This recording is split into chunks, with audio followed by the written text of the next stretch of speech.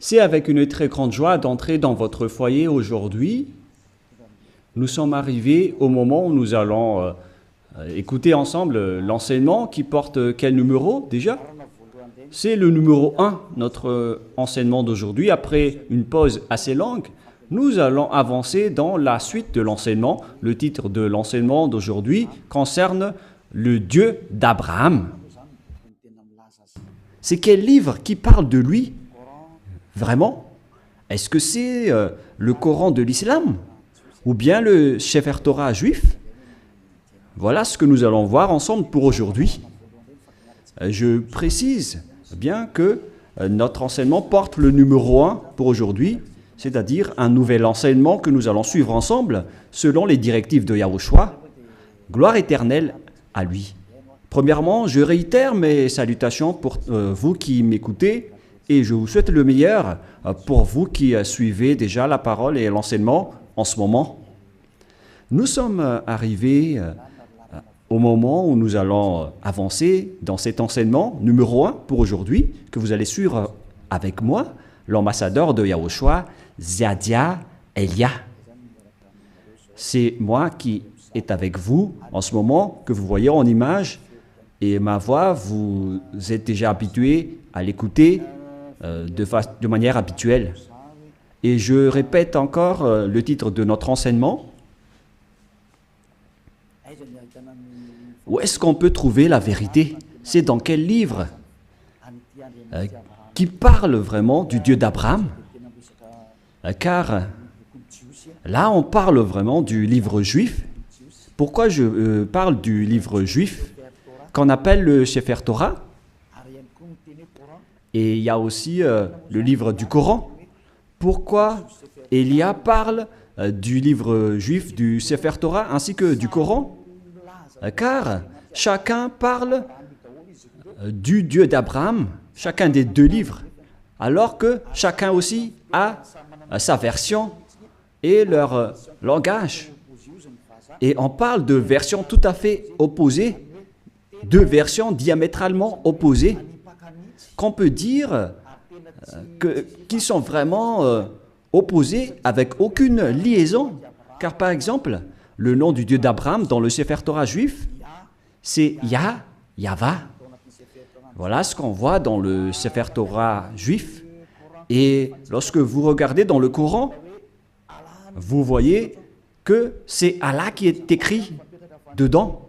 Donc, c'est clair que la question doit se poser, lequel des deux est le vrai? Car chacun a sa propre version. Et qui est-ce qu'on doit suivre si on regarde et si on écoute? Mais pour les personnes qui ne se cassent pas la tête avec le salut, ils disent que ça va de soi. Mais si vous cherchez vraiment le chemin vers le salut, vous voyez bien que ce schéma est différent. L'autre est vrai et l'autre est faux. C'est pourquoi la question, quel est le vrai livre en ce moment? Car dès le commencement, je vais vous préciser, et en même temps, je regarde un peu les téléphones, ainsi que les applications, car je vais lire le Coran à travers une application. Et donc, nous allons d'abord voir que ils reconnaissent bien, quoi déjà? Ils reconnaissent bien l'existence de quoi déjà? Du Sefer Torah. Ils reconnaissent bien l'existence du Sefer Torah, le livre du Coran. Le livre du Sefer Torah, c'est le livre juif. Nous allons d'abord lire cette parole, car si l'on veut faire le rapport avec ces deux paroles qui sont différentes, alors que le Coran reconnaît bien le Sefer Torah juif, le Sefer Torah appartient aux Juifs israéliens. Et le Coran précise bien qu'il reconnaît l'existence du Sefer Torah selon le livre du Coran, Ali Imran 3. Nous allons regarder ensemble Ali Imran 3. Et vous pouvez directement afficher, mais moi en même temps je vais rechercher un peu. Ali Imran 3.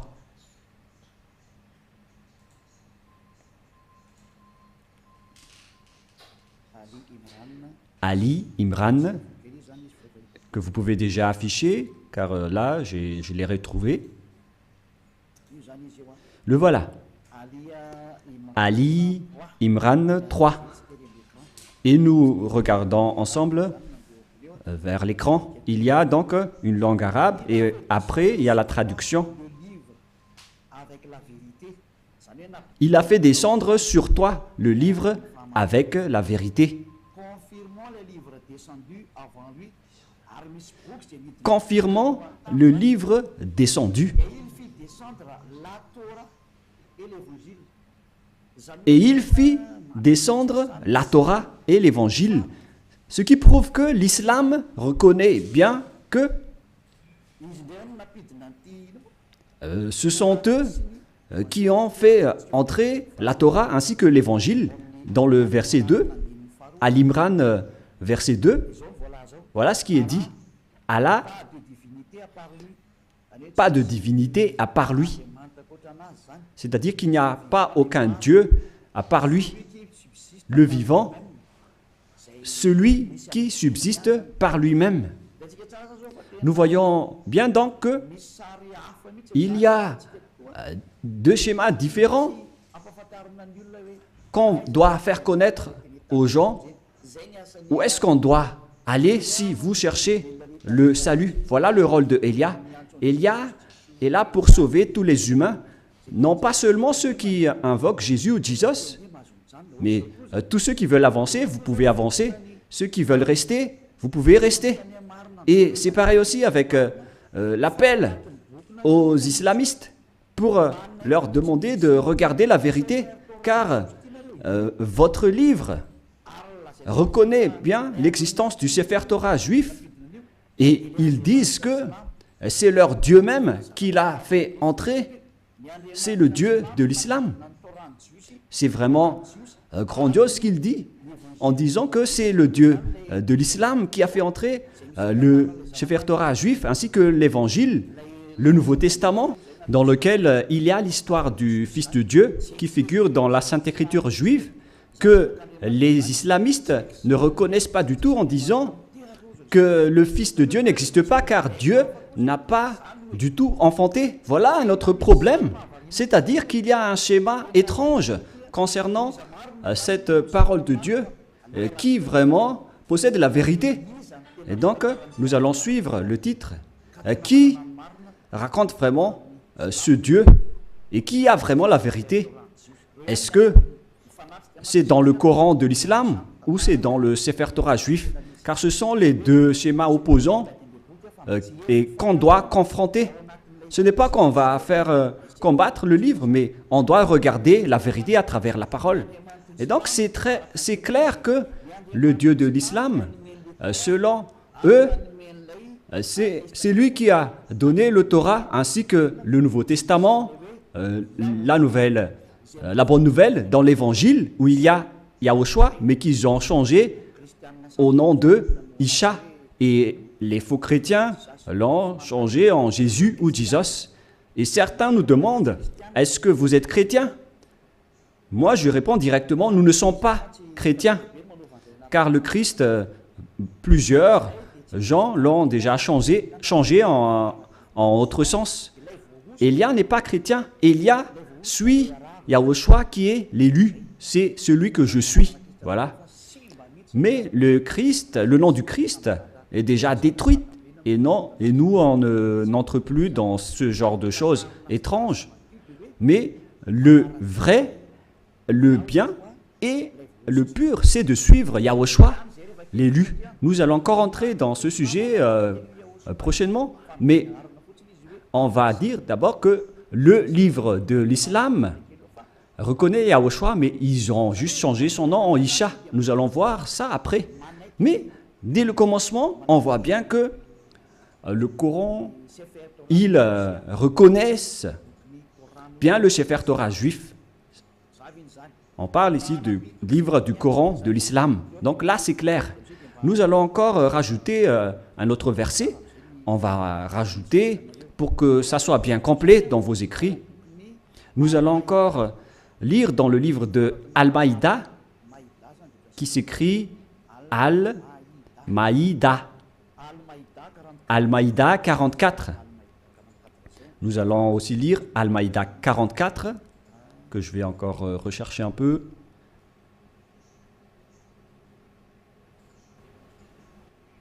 Al-Maïda 44.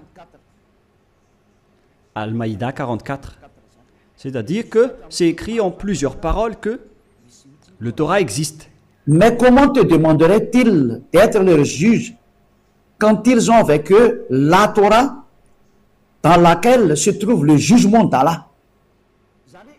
C'est-à-dire, ici la parole précise que c'est dans le Torah qu'il y a le jugement de Allah, c'est-à-dire le Dieu de l'islam. Son jugement réside dans le Torah, dans la Torah. Et donc c'est clair à ce sujet-là que la Torah appartient à Allah, ce qui est étrange déjà. Mais qui est le vrai propriétaire de la Torah? Est-ce que c'est Allah ou bien Yahva? Toutes ces questions se posent, car nous voyons tous ensemble que les islamistes disent qu'ils sont les propriétaires de la Torah, d'après ce schéma, car le jugement de Allah pour les humains est dedans. Et bien évidemment, on va juger les humains, et ils disent que c'est dans le Sefer Torah juif. Et puis après cela, ils jettent en jugement, et ces gens-là sont nullement des croyants. Bon, on va laisser ça de côté, mais ici, on voit bien que la parole est très claire en disant que le Dieu Allah Islam est bien dans le Sefer Torah juif, ce qui est déjà étrange. Mais on va voir la vérité. Et malgré cela, nous allons encore regarder d'autres paroles pour bien compléter, pour bien prouver la parole de Élia. Nous allons lire dans Mariam 12. Attendez un peu parce que le livre s'est envolé. Mariam.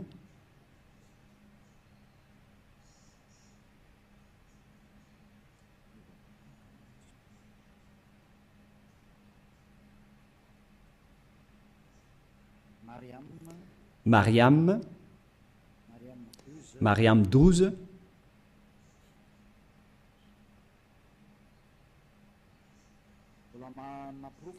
Ce qui, je suis encore en train de donner des preuves. Hein. Allez-y, affichez pour qu'on le lit, les techniciens. Oh Yahya, tiens fermement au livre, la Torah. Nous lui donnâmes la sagesse alors qu'il était un enfant. Ici donc, cette personne qu'on parle ici, on lui a dit de bien tenir le livre de la Torah qu'on lui a donné avec la sagesse. On lui a donné la sagesse dès son enfance.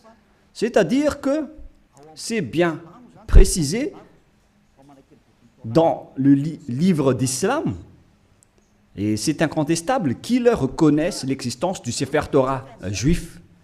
Alors, si l'on a vu tout cela, maintenant, on va regarder qui est vrai. Est-ce que c'est le Sefer Torah juif qui sont aux Juifs israéliens? Ou bien est-ce que c'est le Coran des Arabes? Lequel est le vrai? Et donc, nous devons revenir aux dates pour regarder la vérité. Quelles sont les paroles concernées ainsi que les dates? Premièrement, la date du Sefer Torah était vers l'année moins 2000. Et d'ailleurs, après, il a été distribué dans le synagogue selon les chercheurs et les historiens de Wikipédia. Vers l'année moins 1000, on a distribué déjà le Sefer Torah dans les synagogues. Voilà ce que les chercheurs ont dévoilé. Et d'ailleurs, les autres chercheurs peuvent penser à cela pour prouver la parole de Élia. Donc ici, on dit que l'existence du Sefer Torah était déjà vers l'année moins 2000. Nous allons donc voir l'histoire du Sefer Torah dans Wikipédia dans les autres encyclopédies humaines. Voilà donc un autre livre que j'ai sélectionné parmi les livres des chercheurs. En fait, ils sont plusieurs, ces chercheurs, qui ont sorti cette déclaration que j'ai extrait de leur livre. C'est dans l'ancien hébreu alphabet chart. Voilà son titre. Ancien alphabet hébreu chart. Le voilà. C'est en hébreu. Voilà les alphabets hébreux. Et il précise les dates. C'est en quelle année la date, sa date de parution. Voilà donc la date. Ça a été utilisé entre moins 2000 avant Yahushua et moins 1000 avant Yahushua. C'est-à-dire que ça a été utilisé avant l'année moins 2000 jusqu'à l'année moins 1000 avant l'an 0. C'est-à-dire que le Sefer Torah juif, selon ce que tout le monde connaît déjà, notamment les savants, ils connaissent tout cela, mais moi j'ai sélectionné spécialement cela dans Ancien Hébreu Recherche Chapter. C'est-à-dire que les Hébreux ont fait des recherches avec leurs savants pour sortir cet article que ça a été utilisé vers moins 2000, qu'on a utilisé l'alphabet hébreu, colonne 1 utilisé dans l'ancienne époque, colonne 2 vers moins 1000 jusqu'à moins 100, et colonne 3 utilisée depuis moins 400 jusqu'à plus 100. Voilà donc. Alors, on voit bien que c'était utilisé vers moins 1000 jusqu'à plus 100, mais pas moins 100 pour la deuxième. Ici, on voit clairement que c'est depuis l'année moins 2000 que le Sefer Torah juif a déjà existé. Nous allons encore donner une deuxième preuve, toujours sur Wikipédia. Sur Wikipédia, ils disent, concernant la distribution du Sefer Torah juif, lorsqu'ils l'ont sorti, c'est dans Wikipédia que nous allons le lire. Voilà ce qui est dit dans le don du Sefer Torah. Don du Sefer Torah. C'est où déjà? Voilà. Le don des nouveaux Sefer Torah à la synagogue est souvent l'occasion d'une fête joyeuse avec des chants, danses et prières. Cet usage remonte au premier temple. On parle ici à l'époque où le temple de Jérusalem n'était pas encore détruit, vers 1000 avant Yahushua. Mais le vôtre, ce n'est pas cohérent. Hein. Voilà. C'est-à-dire que ça a déjà existé depuis l'année moins 1000 concernant la distribution du Sefer Torah dans les synagogues. Les synagogues, ce sont des genres de petites églises. Si on compare avec le royaume de Yahushua, ce sont les VP, les petites églises régionales, etc. Et donc, ils ont distribué le Sefer Torah depuis l'année moins 1000 dans les synagogues. C'est-à-dire, c'est depuis une époque ancienne que le Sefer Torah existait déjà. C'est-à-dire vers l'année moins 1000. Et on a déjà vu aussi qu'il a existé depuis moins 2000. Mais sa distribution dans les synagogues, c'était vers l'année moins 1000 avant l'an 0. Donc là, c'est clair et c'est bien prouvé que le Sefer Torah existait déjà avant l'année 0. Et vers l'année moins 1000, on l'a distribué dans les petites synagogues, dans les petites églises. C'est incontestable alors qu'il est très ancien. Et nous allons ensuite regarder concernant le Coran de l'islam. Et si je vous dis tout ça, c'est par amour pour vous les humains, avant votre anéantissement. Elia vous dit de vous retourner. Il n'y a plus rien à faire pour votre terre. Sa destruction est arrivée. Et moi je dis à tous les humains de revenir vers le propriétaire de cette terre qui va être détruit, car vous ne pouvez plus l'empêcher en ce moment, c'est déjà en cours. Et si vous ne... tant que l'histoire ne vous frappe pas, alors sachez, vous tournez. C'est pourquoi ce salut en sauve tout le monde, sans exception, pour que personne ne soit plus trempé. Car les pécheurs ont été tous trempés. Et on est en train de sauver les pécheurs pour que vous ne péchez plus. Et les gens qui sont avec Élia ne pêchent plus. Est-ce que vous ne désirez pas ça? L'objectif de prier, c'est de ne plus pécher. Mais si vous êtes encore pécheur, n'espérez pas d'aller vers le Dieu d'Abraham. Les pécheurs n'iront jamais auprès du Dieu d'Abraham. Vous êtes en train d'être baratiné par les gens. Vous seriez perdu en enfer et dans le lac du feu. Voilà votre finalité. Alors faites bien attention.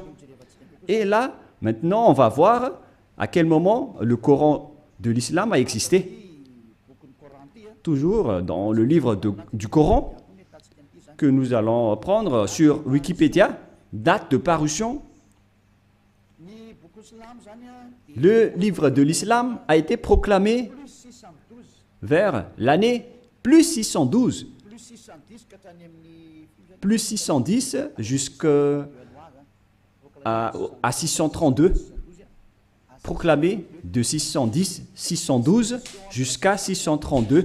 Et il y avait eu une autre édition après 632, 634, etc. C'est-à-dire qu'il a existé aux alentours de l'année 612 concernant l'existence du Coran de l'islam. Ce n'est pas le Coran juif, mais c'est le Coran de l'islam, c'est-à-dire aux musulmans. Donc, il s'agit d'un livre récent qui est différent du livre juif. C'est vraiment un livre différent.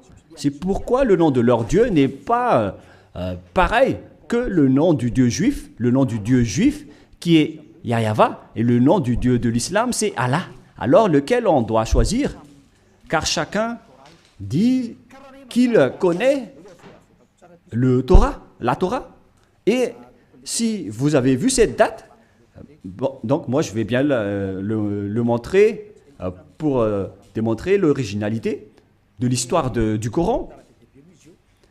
Et il y a encore plusieurs histoires, mais on va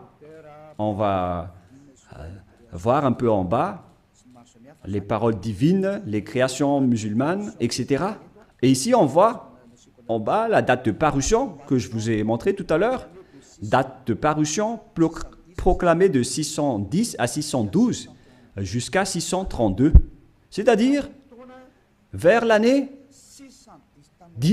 610. Voilà l'existence du Coran. C'est incontestable, tout le monde le connaît. La question qui se pose, si on veut regarder la vérité sans favoritisme, si on veut voir la vérité sans favoritisme, qu'est-ce qu'on doit suivre? Qui est-ce qu'on doit suivre? Car les deux livres parlent du Dieu d'Abraham et ils reconnaissent tous le Dieu d'Abraham. Et lorsqu'on a regardé les dates, la date du Sefer Torah était vers l'année moins 2000, son existence. Et vers l'année moins 1000, sur Wikipédia, c'est prouvé qu'il a été distribué le Sefer Torah, on l'a distribué dans les petites synagogues. C'est-à-dire qu'il s'agit d'un livre très ancien, le Sefer Torah. C'est lui qui a conservé les anciennes paroles. Et donc, si on regarde bien, qu'est-ce qu'on doit prendre? Est-ce que vous allez prendre le livre qui était né vers plus 600 de l'islam? Est-ce que c'est là qu'on doit voir la vérité sur le Dieu d'Abraham? Ou bien vers celui qui était vers moins 2000? Et sans hésitation, sans favoritisme, tout le monde doit dire qu'on doit voir dans le livre qui existait vers moins 2000, qui a conservé toute la vérité. Voilà la vérité. Lorsque vous regardez l'originalité, il faut regarder le plus ancien. Si l'on prend l'exemple d'un problème foncier, on doit avoir la source de la situation juridique au tribunal, on doit voir l'authenticité, le plus authentique, le plus ancien. Et donc, c'est clair que c'est celui qui possède le plus ancien dossier qui est le propriétaire du terrain, mais pas celui qui est venu récemment. Voilà donc pour prouver la vérité qui est incontestable, même pas un tout petit peu. Voilà la question qui se pose. Qui a eu tort? Et nous allons d'abord préciser ce schéma qui est en cours. Et qui a écrit le livre du Sefer Torah d'abord? Car nous voyons bien que celui qui a écrit le livre du Coran, c'est un arabe. Et il ne peut pas nier cela. Mais celui qui a écrit le Sefer Torah juif, c'est Moshe. C'est Moshe qui l'a écrit. Et c'est justement ça qu'on va regarder en disant, est-ce que le Coran reconnaît Moshe et accepte Moshe? Voilà ce qu'on va regarder. Allons-y. Il accepte Moshe. Il accepte Moshe car c'est Moshe qui l'a écrit. C'est dans Exode 24. Quel verset déjà?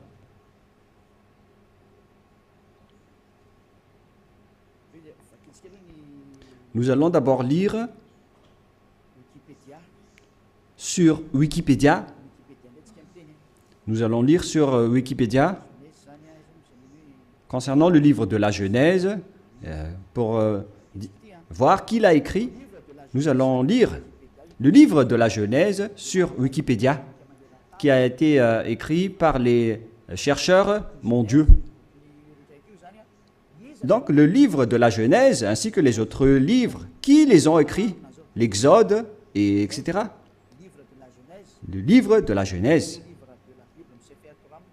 Premier livre de la Bible, du Sefer Torah, car c'était des écrits récents, mais anciennement, son appellation juive, c'est le Sefer Torah. Et ça n'a pas changé ce nom juif, mais ce sont les autres nations qui l'ont changé en Bible. On parle ici du Sefer Bereshit, le commencement ou la Genèse. L'auteur traditionnel, ils l'ont précisé ici que c'est Moïse qui l'a écrit. Et il y a aussi d'autres auteurs avec d'autres remarques concernant d'autres auteurs anonymes. Mais Moshe a donc regroupé les écrits et qui les a conservés dans un seul livre. La raison, c'est que Moshe a reçu l'ordre de les écrire et Moshe les a écrits. Nous allons lire cette histoire dans le livre du Sefer Torah juif, dans le livre d'Exode, chapitre 24. Moshe a eu la parole qu'il devait écrire les paroles de Yahvé. Exode, chapitre 24, verset 4. Ce qui veut dire que l'histoire du livre de la Genèse, de l'Exode, Lévitique, Nombre et Deutéronome, ce sont tous des livres écrits par le grand-père Moshe. Moshe écrivit toutes les paroles de Yahvé. Puis il se leva du bon matin, il bâtit un autel au pied de la montagne et dressa 12 pierres pour les 12 tribus d'Israël. C'est-à-dire que c'est Moshe qui a écrit le Sefer Torah. C'est bien clair dans le verset 4 qui est bien clair. Moshe écrivit toutes les paroles de Yahvé. Personne ne peut plus contester cela en disant que c'est une autre personne qui l'a écrit. Donc l'ancien Sefer Torah, le plus ancien, c'est Moshe qui a écrit tous ces livres selon ce qui est dit dans le Sefer Torah, dans le livre d'Exode, qui est un livre de Moshe. Et nous allons voir maintenant si les islamistes acceptent Moshe. Et si les islamistes acceptent Moshe, alors on ne peut plus nier la vérité sur le Sefer Torah. Directement, le Sefer Torah est vrai et incontestable. Si vous allez encore contester cela, vous avez tort, car si vous acceptez la vérité sur son auteur, alors que Son nom figure bien dans le Sefer Torah. Il s'appelle Moshe dans le Sefer Torah, mais le Coran de l'islam l'a changé en Mosha. Voilà leur appellation, et tout le monde connaît cela. Et nous allons donc voir s'ils acceptent Moshe dans le Coran de l'islam. Si une fois vous l'acceptez, et nous allons le voir ensemble, alors il faut que vous vous tournez vers la vérité. Voilà la sagesse. Il faut aller vers la vérité. Le rôle de Elia est d'expliquer, de prouver. Si vous ne voulez pas écouter, tant pis pour vous. Mais mon rôle, c'est d'expliquer, de prouver, comme j'ai prouvé aux personnes qui appellent Jésus en disant que vous avez tort. Regardez-vous, vous êtes pécheurs. Et même le livre du Coran précise bien que tous les islamistes sont pécheurs. Et ce qui est pire, c'est qu'ils vont être tous jetés en enfer. Et ils connaissent tous cela. Et ils disent que on va les sélectionner petit à petit de l'enfer après. La question que je vous pose, par quel moyen vous allez quitter l'enfer? Car c'est écrit dans votre livre, ma venue, c'est de sauver les humains sans exception. Voilà le grand amour. C'est sauver tout le monde en tant qu'humain. Comment vous allez échapper à l'enfer? Par quelle solution? Et ne répondez pas bêtement. Il faut donner une vraie solution. Car dans votre livre, il est également écrit que vous n'avez pas le pouvoir de purifier ou de rendre parfaite une personne. C'est écrit dans votre livre. Vous n'avez pas le pouvoir de changer une personne en une personne vraie et parfaite. Alors, comment vous allez échapper à l'enfer? La question qui se pose. Après votre mort, vous irez en enfer et comment vous allez quitter cette zone? C'est vraiment pire. Hein? Je ne sais pas si vous avez déjà entendu cela, mais lorsqu'on discute avec les gens, ils acceptent que c'est vrai. Et lorsqu'on les pose la question, comment vous allez échapper à cela? Et après, ils donnent des réponses bêtes. Si vous êtes en enfer, alors vous êtes méchant, vous êtes puni. C'est là que les adultères, les voleurs, les idolâtres, ils vont être jetés en enfer et dans le lac de feu et de soufre. Mais dans le livre de Sefer Torah juif, il est dit que si quelqu'un est jeté là-bas, il ne pourrait plus y échapper. Souvenez-vous bien de cela. Donc, on va voir maintenant que est-ce que le Coran accepte Moshe ou Moïse pour les catholiques romains et les protestants. Pour les protestants, Moshe. Pour le Sefer Torah original, c'est Moshe. Et pour le Coran de l'islam, c'est Mosha, mais c'est le même. Nous allons donc chercher cette parole. Est-ce que le Coran accepte les prophètes? Voilà ce qu'on va lire en premier. Et nous allons bien lire que les islamistes acceptent les prophètes dans le livre d'Al-Baqarah 39. Nous allons devoir préciser un peu la recherche sur Al-Baqarah 39. Veuillez patienter un tout petit peu car je suis en train de rechercher. Al-Baqarah. Quel verset déjà? Quel chapitre? 39, 36, 37, 38, 39.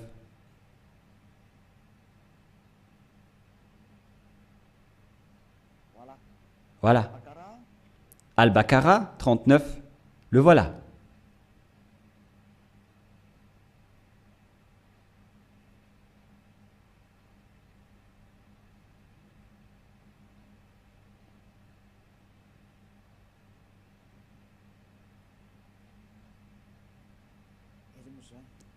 Où il est passé déjà? Voilà. Nous allons lire à partir du verset 38 et 39. Nous dîmes, descendez d'ici, vous tous, toutes les fois que je vous enverrai un guide, c'est-à-dire lorsqu'ils vont envoyer un guide parmi vous pour vous guider, celui qui vont les suivre n'auront pas de crainte ou de terreur, etc. Voilà. Verset 39. Et ceux qui ne croient pas à nos messagers, quiconque ne croit pas à nos messagers, c'est-à-dire leurs prophètes, et traitent de mensonges nos révélations. C'est-à-dire que c'est de la mensonge qu'ils ont transmis aux messagers. Ce sont des gens du feu, ceux qui contredisent nos prophètes, où ils demeureront éternellement. Donc, s'ils n'acceptent pas les prophètes, la parole des prophètes, vous allez être mort en enfer à jamais. C'est-à-dire qu'on doit accepter les paroles des prophètes. Alors, on sait bien tous qu'il n'y a pas de prophète plus ancien que Moshe, notamment en termes de prophète israélien. Et nous allons voir à propos de ce schéma. Voilà, premièrement. Et nous allons encore regarder dans Al-Baqarah 98. Al-Baqarah 98, qu'est-ce qui est dit ici? Nous allons avancer petit à petit. Voilà. Al-Baqarah 98. Al-Baqarah, voilà. 98. Dit, quiconque est ennemi d'Allah, il s'agit de leur Dieu, de ses anges et de ses messagers, jusqu'à ses messagers, de Gabriel et de Michaël. Vous voyez bien qu'il y a le terme Gabriel et Michaël qui se trouve dans le livre de Sefer Torah également. Allah sera son ennemi, c'est-à-dire que Allah sera leur ennemi, car Allah, le Dieu de l'islam, il est l'ennemi des infidèles. C'est-à-dire, on doit accepter les paroles des messagers ou des prophètes, sinon vous serez un ennemi de ce Dieu. C'est clair alors qu'on va voir que est-ce que Moshe est un prophète dans le livre du Coran? Mais si Moshe est un prophète, alors les paroles de Moshe doivent être acceptées par les islamistes, car Moshe est le premier prophète. Et eux, ils reconnaissent le livre de la Torah. Et Moshe se trouve dans la Torah et pas ailleurs.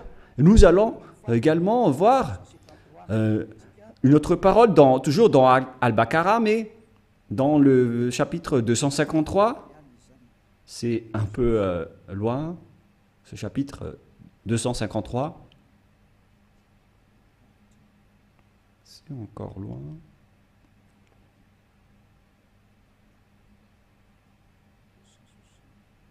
260, nous allons revenir un peu, nous allons un peu trop loin. Là, on est en train de trop rechercher. 200 et combien? J'ai dit déjà?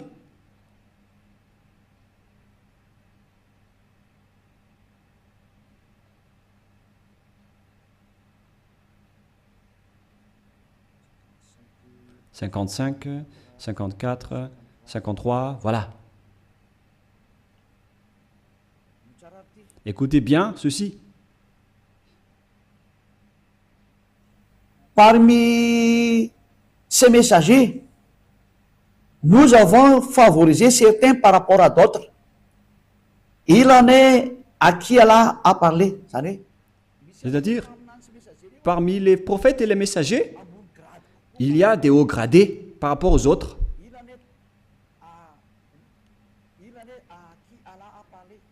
Il en est à qui Allah a parlé. Et il en a élevé d'autres en grade, qui ont été promus en grade. Ils disent Jésus ici, mais à vrai dire, c'est Yahushua. Vous voyez le changement des noms. Et les islamistes parlent de Isha. Donc, Yahushua, fils de Marie ou de Maria. Nous avons la preuve que Yahushua a le Saint-Esprit. C'est dit dans le livre du Coran. Et il est exceptionnel comparé aux autres prophètes. Et si Allah a voulu qui se sont s'entretués, etc. Mais nous allons en rester là.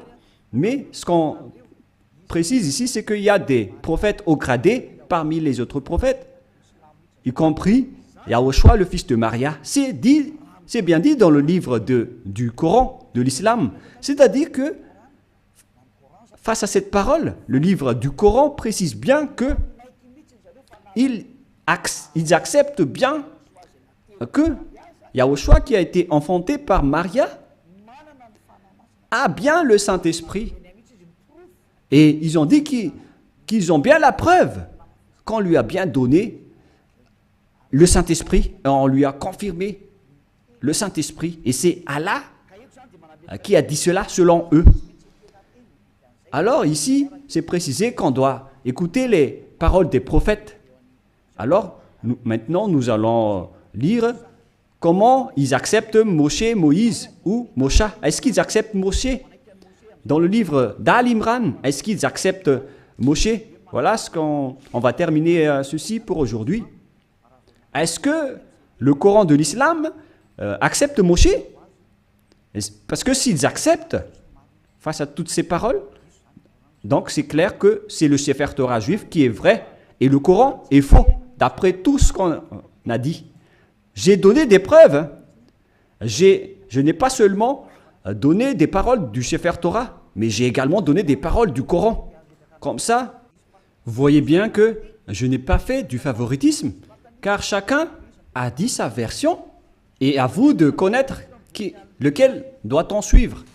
Et donc, le livre de Al-Miran 84 précise aussi, et je précise aussi que c'est de l'amour, tout ce que je suis en train de vous parler, pour que vous ne soyez pas jetés en enfer, au cas où vous allez être en difficulté avec le danger que vous allez subir. J'ai dit Al-Imran 84, voilà. Allons-y. Dit Al-Imran 84. Nous croyons en Allah, à ce qu'on a fait descendre sur nous. On parle ici des islamistes. À ce qu'on a fait descendre sur Abraham, en Ismaël, en Isaac. Tous ces noms figurent dans le livre du Sefer Torah, en Jacob et sa tribu. On voit bien l'histoire de cette tribu dans le livre du Sefer Torah juif et de ce qui a été porté par Moïse. Moïse, et donc ici c'est le porte-parole et le prophète, et on va dire Yahushua directement. Et ici donc, on précise bien que les islamistes croient à tous les prophètes jusqu'à Jésus, Isha, c'est-à-dire Yahushua, en vrai. Depuis Moshe ou Moïse, ils acceptent tous les prophètes. C'est clair alors que le Coran ne peut pas dire qu'il nie Moshe. C'est pas vrai.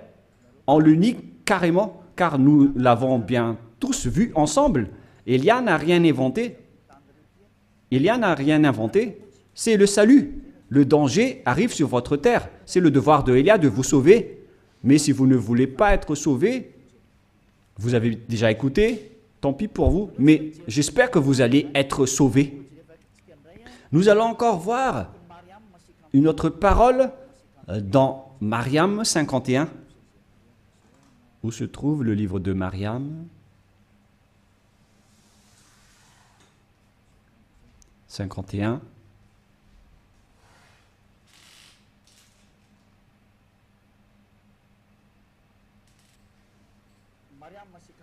Mariam 51. Et mentionne dans le livre de Moïse ou Moshe, c'était vraiment un élu. Et c'était un messager. Et un prophète. Les islamistes exigent bien et précisent qu'il faut bien marquer que Moïse ou Moshe c'était vraiment un élu. Il faut bien donc marquer dans le livre de l'islam que Moïse ou Moshe ou Mosha, c'est un élu, c'est un porte-parole et c'est un vrai prophète, messager. Voilà. Il est également en même temps un élu, il a été choisi. C'est vraiment un élu. C'est un homme élu, alors ne le négligez pas. Voilà ce que ça veut dire. Vous voyez maintenant que les islamistes ne doivent plus nier. Car c'est bien dans leur Coran la vérité de Moshe. Et qu'est-ce que Moshe a dit? Car c'est Moshe qui va nous dire que c'est lui qui a écrit le livre de la Genèse. Nous allons aussi voir cette parole. Donc c'est clair que vous ne devez plus nier cela en disant qu'il y a des fausses paroles. Pourquoi vous allez contredire la parole de Moshe? Car la parole de Moshe est vraie et ça a déjà existé vers moins 1500. Comment vous allez encore pouvoir le nier? Vous voyez bien que c'est impossible. Directement, vous allez nier votre propre parole si vous niez les paroles de Moshe. C'est clair, donc vous devez revenir vers le Sefer Torah juif si vous voulez être sauvé. Si vous ne voulez pas revenir là-bas, alors là, vous êtes frappé par votre propre parole. Je n'ai rien inventé. Lisez bien la parole. Il faut que nous allons encore rajouter une autre parole pour prouver dans Al-Baqarah 51. Al-Baqarah 51, nous allons lire.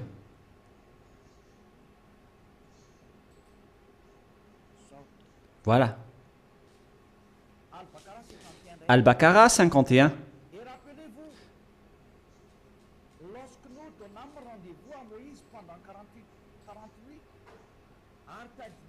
Et rappelez-vous que lorsque nous avons donné rendez-vous à Moshe pendant 40 nuits, lorsqu'il était allé sur la montagne, puis en son absence, vous avez pris le veau. Il se tourne ici vers les Israéliens que, en l'absence de Moshe, vous avez pris le veau pour idole, c'est-à-dire un statut idole, et vous étiez injuste à l'égard de vous-même en adorant autre qu'Allah.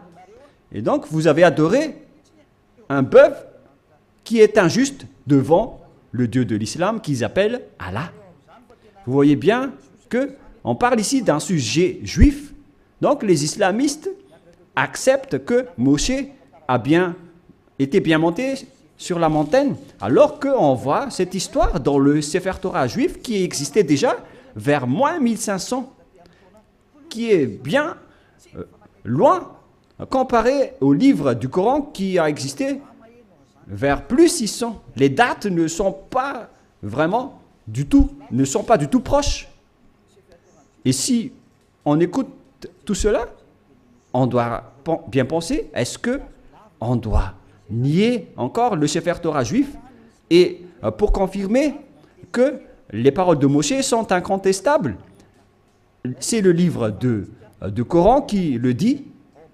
Je n'ai rien inventé. Nous allons encore regarder une autre dernière parole dans le livre de An-Nisha 163.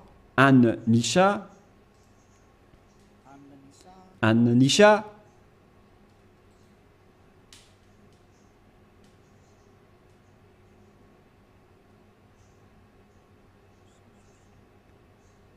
162.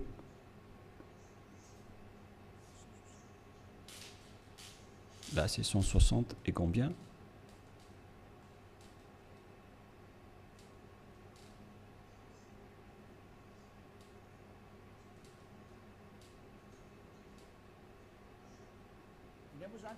Ici, donc, tous les prophètes sont concernés.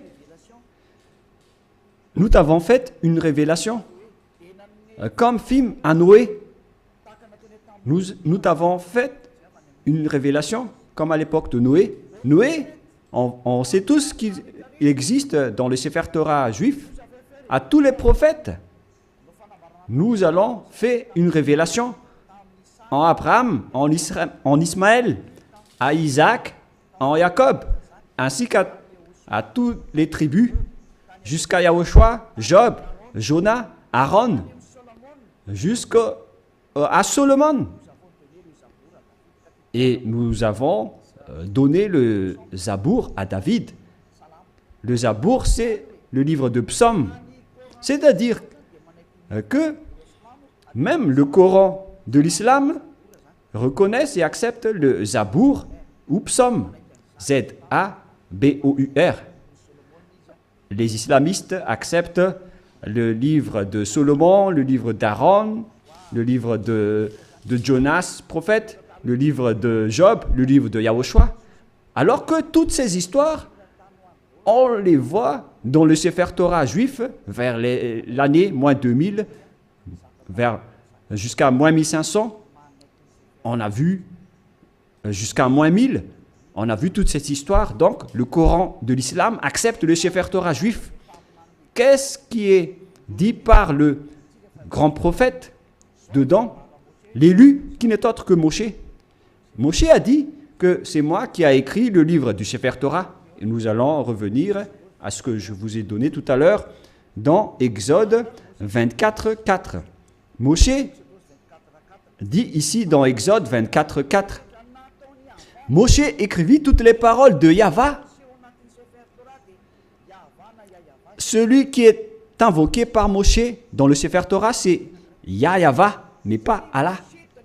Voilà une première erreur. Car Moshe existait déjà vers l'année 1500, qui est déjà très ancien. Je n'ai pas encore donné la date de naissance et d'apparition de Moshe. Et dans ce livre, tout le monde le connaît. Ce n'est pas une nouvelle chose pour vous. Voilà donc l'histoire de Moshe, le Moïse historique comme titre. On parle de l'histoire de Moshe selon les chercheurs. Par conséquent, nous allons lire directement. Moïse, selon la Torah, a vécu 120 ans. Serait né en 1560 avant l'ère commune et serait mort en 1440, c'est-à-dire vers l'année moins 1500 que Moshe a existé selon l'histoire des chercheurs. Nous n'allons pas chercher et approfondir à ce sujet, mais si on va faire la recherche, on va trouver cette date de moins 1500. Et si vous allez dire, est-ce que vous avez déjà fait la recherche? Oui, mais c'est une longue histoire que nous n'allons plus revenir. Mais là, on voit bien que Moshe était déjà né avant tous les prophètes arabes, car selon eux, c'est dans le Sefer Torah que tout a été dit. Et le Sefer Torah a été écrit par Moshe. Et lorsque Moshe l'a écrit, il a dit, vous ne pouvez pas ajouter ou retrancher les paroles. Faites attention car ce sont les ordonnances de votre Dieu, le Dieu des Juifs. Et le Dieu de Moshe, il a bien expliqué que le Dieu de Moshe, vers moins 1500, et le Dieu d'Abraham, vers moins 2000, c'est bien clair que leur Dieu, c'est Yahva, qui est écrit dans le Sefer Torah. Nous allons donc lire la parole de Dieu, la parole de Moshe, dans le Sefer Torah juif, qui a dit qu'il ne faut pas ajouter ou retrancher les paroles. Deutéronome 4.2, c'est un livre de Moshe. Et Moshe est l'élu, le prophète et le messager. Alors il ne faut pas s'opposer aux paroles de Moshe. Nous allons lire Deutéronome 4, Deutéronome chapitre 4, excusez-moi, versets 1 et 2. Maintenant, Israël, écoute les lois et les ordonnances que je vous enseigne. Mettez-les-en en pratique. On a fait porter la parole à Moshe, venant du cher père Yahva. Israël, écoute les lois et les ordonnances que je vous enseigne. Mettez-les-en en pratique afin que vous viviez et que vous entriez en possession du pays que vous donne Yahva, le Dieu de vos pères. Alors il faut que Israël suive cette parole. Le Dieu d'Israël, donc c'est un Dieu des Juifs, mais pas des Arabes. la parole est réservée aux Israéliens, ainsi qu'à ceux qui veulent être sauvés. Et si vous voulez être sauvés, rapprochez-vous du Dieu d'Abraham dans le Sefer Torah juif, écrit par Moshe. Et le nom du Dieu de Moshe, c'est Yahva, que je vais faire sortir après. D'ailleurs, il est déjà écrit, que vous pouvez le voir en ce moment. Verset 2, qu'est-ce qui est dit? Vous n'ajouterez rien à ce que je vous prescris, selon le Dieu d'Abraham. Le Dieu d'Abraham qui a discuté avec Moshe, et qui l'a ordonné. Et après, Moshe a dit, dans le Sefer Torah, que les islamistes acceptent l'existence. Le Sefer Torah précise bien que vous devez observer les lois de Yahva, votre Dieu. Et donc, vous n'ajouterez rien.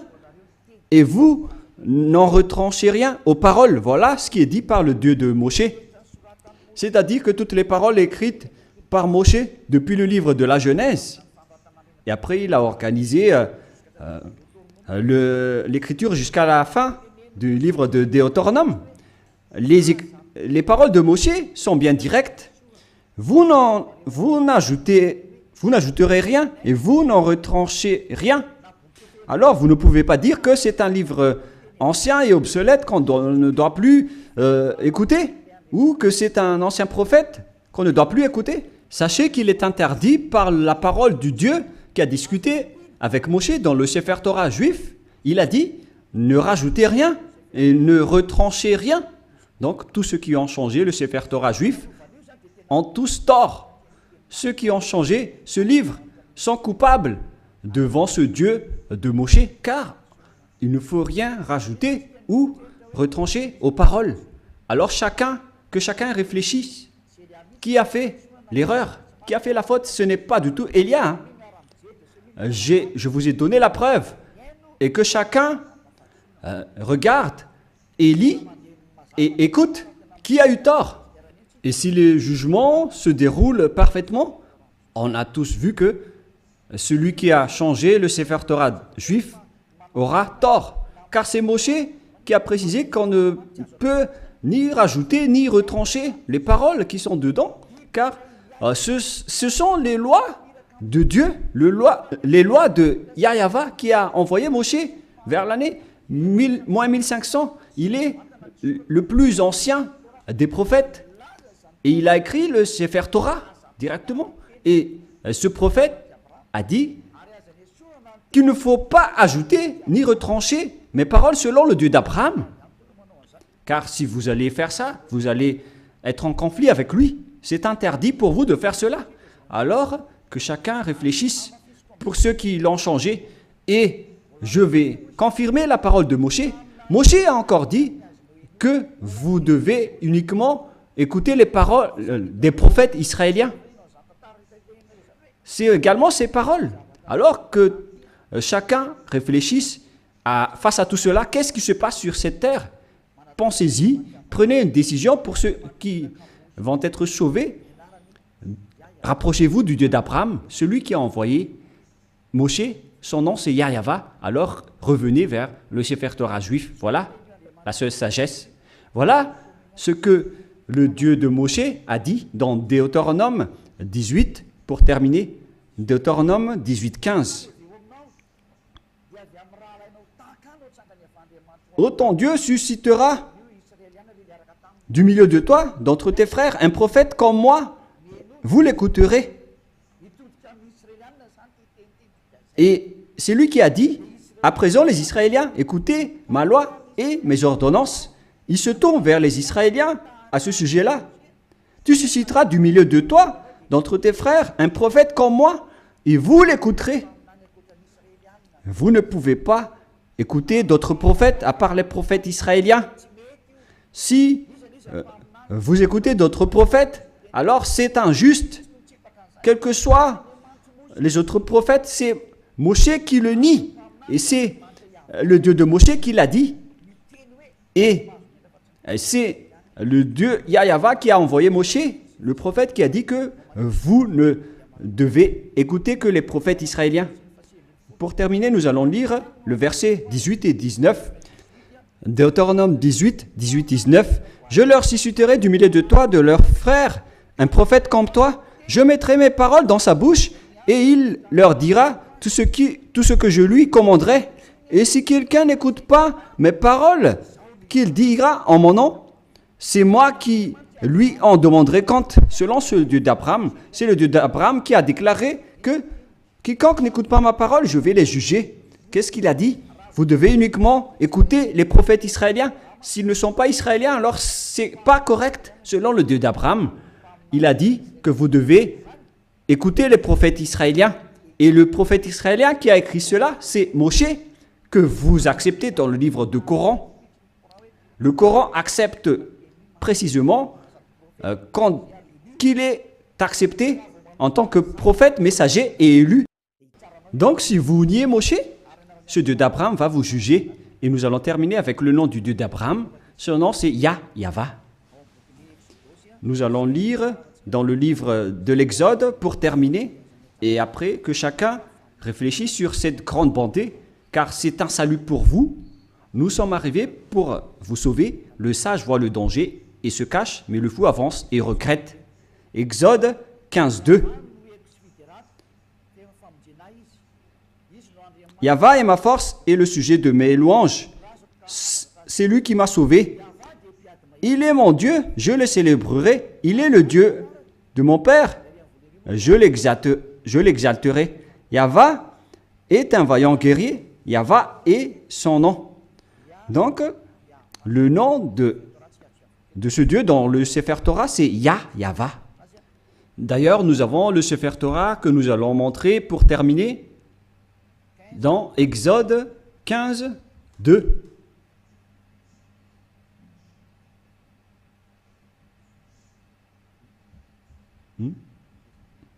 Qu'est-ce qui se passe?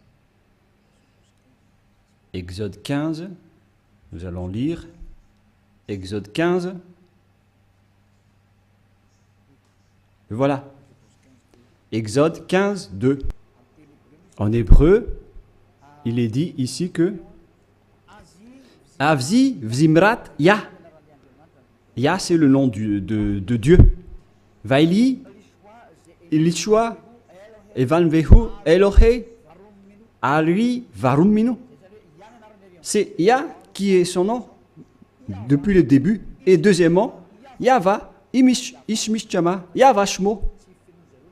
Alors, ça veut dire Yahva, mais ils n'ont pas complété la parole, mais je l'ai déjà enseigné. Mais maintenant, nous allons revenir avec la version française, parce que là, c'est en hébreu qu'on ne peut pas comprendre.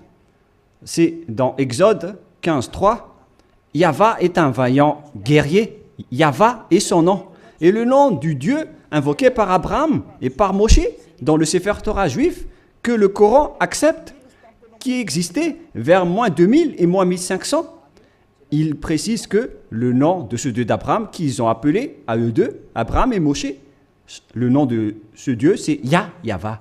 Et donc, si vous ne suivez pas cela, imaginez et pensez que vous avez fait une grosse erreur. Si vous mourrez dans cette situation, vous irez en enfer. Écoutez ma parole, c'est de l'amour, ce n'est pas de la diffamation, c'est de la preuve pour la parole. Le sage voit le danger et se cache, mais le fou avance et le regrette. J'espère que vous tous qui m'avez écouté, vous allez vous tourner vers la vérité, le Dieu d'Abraham, le Dieu de Moshe qui est incontestable. Suivez Yahva, suivez Yahushua. Écoutez la parole du Dieu d'Abraham dans le Sefer Torah juif pour votre sagesse. Nous allons prier ensemble. Merci infiniment, Père Yahva, pour toutes ces paroles. J'ai fait connaître à tout le monde entier ta vérité. Je les ai donné la preuve concernant ta vérité, ainsi que l'injustice que les gens ont pratiquée jusqu'à maintenant. Et il y a te demande d'ouvrir la raison des gens pour qu'ils se repentissent et pour être guéris. Montre-nous ta gloire et ta bonté, Père Yahva, car c'est le moment de donner la vérité. C'est la dernière heure, le dernier moment pour faire revenir la raison des gens, pour se tourner vers toi. Le sage voit le danger et se cache, mais le fou avance et le regrette. Père Yahva, la gloire éternelle est uniquement à toi. On va faire revenir vers toi ta gloire ton respect et ta vérité. Voilà la mission que tu as confiée à Elia. Gloire éternelle à toi, Père Yahva. Et au nom de toi, Yahushua. Alléluia. Amen. Je vous souhaite à tous d'être bénis par Yahushua et à notre prochain rendez-vous. Au revoir.